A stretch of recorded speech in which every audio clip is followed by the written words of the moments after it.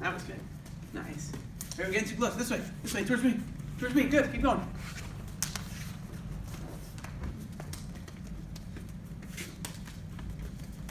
And break. Hey, I'm Sensei Federico, and we're going to talk about how to practice with your young student at home, all right? A lot of times, a lot of people are watching the videos and they're saying, you know, how can I practice with them? I don't know what they're doing. They're just kind of like doing stuff, and I don't know how to help them. So I'm going to give you a few tips that will help you, because this is one of the best things you could do. The most important thing when practicing martial arts or doing a technique is repeated reps. So I like to explain it like this. Like, if you're a police officer, right, and you see something happen, you have to automatically react. You don't really have time to think. It's got to be automatic. So when you're training, you don't want to really have time to think, meaning if Mikey throws a punch to me, I can't be like, initiate blocking sequence, inward block. It doesn't work like that. It's like automatic, meaning if I throw a punch at Mikey, he just has to think block. All right? Mikey's really good at this because if you notice, I don't even tell Mikey, all right, I'm going to hit him. He just naturally, right? He just naturally blocks. He moves out of the way. He knows to not get hit.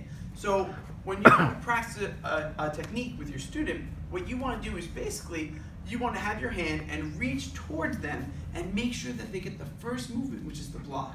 Most techniques are against the right punch. If you don't know, I'm going to teach you another trick to help you figure out what the attack is or what it is. So let's say it's a right punch. Like we'll do a technique like Chinese sword. I throw a punch. He's going to block and then chop. And then I just practice that. So what they really just need is someone doing this. When you practice, you don't want to practice this.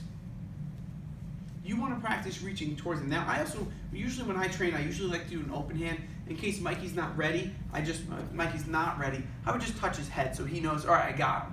But if he is ready, he's going to do the block, and then he's going to practice his technique, and he's just getting those reps. And I like to do it over and over and over again, because the more you do it, the more it becomes autonomous, where you don't really think about it. It's automatic, like breathing. So he just blocks. If you can block without thinking, that's like the first step. So that's the first thing, is practicing and drilling reps. Now the next question I get is, how do I know what's against? I don't know. They're just like doing stuff. So I'm going to show you an easy way to figure out what's against. So here, Mikey, let's face it that way. If we're doing a technique, so let's take an easy one, Kempo shield. We step back, block, there's our block, there's our punch. If it's one block, like one movement, it's one punch. So I throw a punch to Mikey, he blocks it, boom, and they just punch. But now let's see if we do a different technique, like knee of vengeance, right? Knee vengeance is grab, knee, stomp, all right? Do a little forearm and head smash, chicken wing smash. Now you say, all right, it's a grab. So if Mikey throws a punch and I try to grab, is that gonna work, Mikey? That doesn't really make sense to me, right? He throws a punch, I can't grab him because he's gonna punch me. So that means it's not against the punch, it's gotta be against something else. So let's try something else. If Mikey grabs me, oh, now this makes sense. Grab, knee, stomp. So you can kind of almost do it by trial and error, but almost like a science experiment, checking it out. Another technique is called striking mace. All right, we step forward, we do this. Parry. Well, all right, let's try a left punch. If you parry, all right, well, I can hit you with this hand. That doesn't make as much sense. If I do a right punch and you parry, well, that makes a little more sense. If I do a hook punch and you try to parry it, can you really parry it? Not really. It doesn't make sense. So you kind of do like a trial by error. I'll give you a really hard one. All right, we're going to do whirling leaves. So whirling leaves is parry, parry, front kick, inverted fist. So if there's two parries, what's that mean, Mikey? 2 strikes. It's 2 strikes. All right, just 2 errors. So I do 2 things. He does parry, parry. If you really don't know, you can just comment on the video. I have no idea what this is against, and I'm sure one of us will respond. So it's like parry, parry, front kick, boom, inverted fist, boom. All right, and then you just practice it. So it really just helps to just figure it out.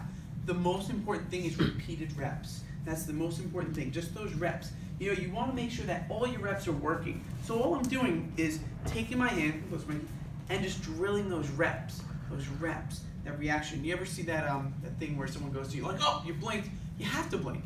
If you don't blink, you don't really react. That's horrible. So I mean, if I train to not blink when Mikey punches me, this is what's gonna happen. Ow, I didn't blink. You see that? No, it doesn't really work as well. So when he does that, I should react. When that hand starts moving, you know, Mikey, you see how he reacts all the time. Even if he doesn't know what's coming. Even if I go to say hello to Mikey, he's like, oh.